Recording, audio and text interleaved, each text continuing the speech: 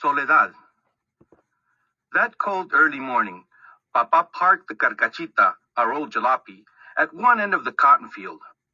He, Mama, and Roberto, my older brother, climbed out and headed toward the other end, where the picking started.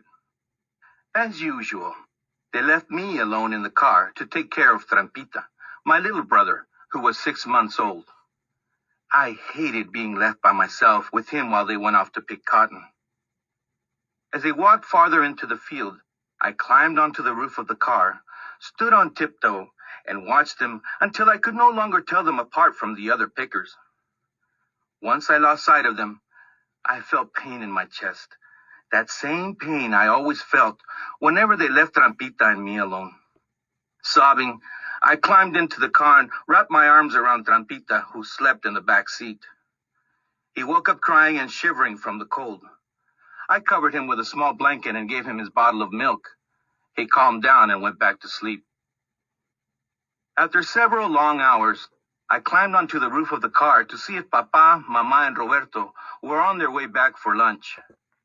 I looked as far away as I could, without blinking, hoping to spot them. When I finally saw them, my heart started racing. I jumped off the car, fell to the ground, got up, and ran to meet them. I almost knocked Roberto off his feet when I jumped on him. After checking on Trampita, Mama and Papa spread a green army blanket on the ground behind the carcachita where we all sat to eat. Mama reached into a large grocery bag and pulled out the tacos she had prepared for us at dawn that morning.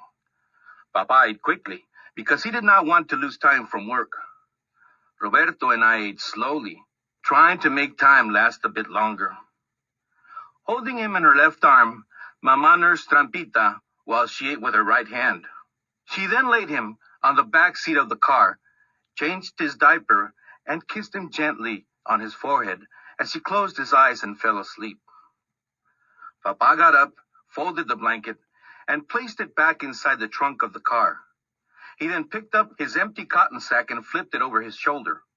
This was a signal for Roberto and Mama that it was time to go back to work. I climbed onto the roof of the carcachita again and watched them disappear into the sea of cotton. My eyes began to cloud up.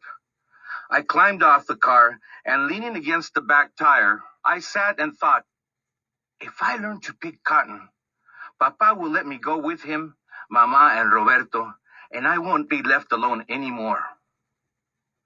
After checking on Trampita to make sure he was still asleep, I quietly walked over to the row nearest the car and picked cotton for the first time.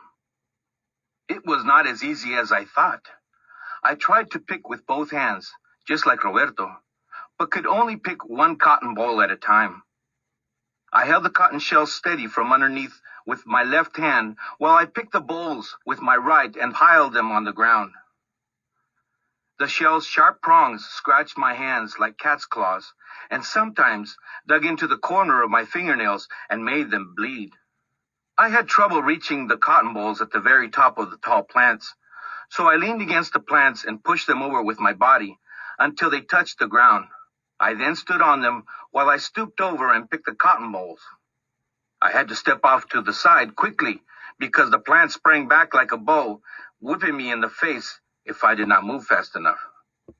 At the end of the day, I was tired and disappointed. I had not picked as much cotton as I had wanted to. The pile was only about 2 feet high. Then I remembered Papa saying that we got paid 3 cents a pound, so I mixed dirt clods with the cotton to make it weigh more. At dusk, Papa, Mama, and Roberto finally returned. I was about to tell them my surprise when Mama interrupted me. "How is Trampita?" she asked, going straight to the car to check on him. When she opened the car door and saw him, she was angry. I had been so busy learning to pick cotton that I had forgotten all about him. Tired from crying, he had fallen asleep after soiling himself and dropping and breaking the bottle of milk. "I told you to take care of Trampita," Mama shouted. "But look what I did," I said, proudly pointing to my pile of cotton. Mama glanced at the pile, shook her head in anger, and began cleaning Trampita. Papa looked at my cotton, grinned slightly, and asked Roberto to help him collect it. His grin quickly turned into a frown when he discovered the dirt clods. He separated them from the cotton, pointing them out one by one as he tossed them on the ground. "You should be ashamed of yourself. We could be fired for this," he said. "Besides, your job is to take care of Trampita. Is that clear?"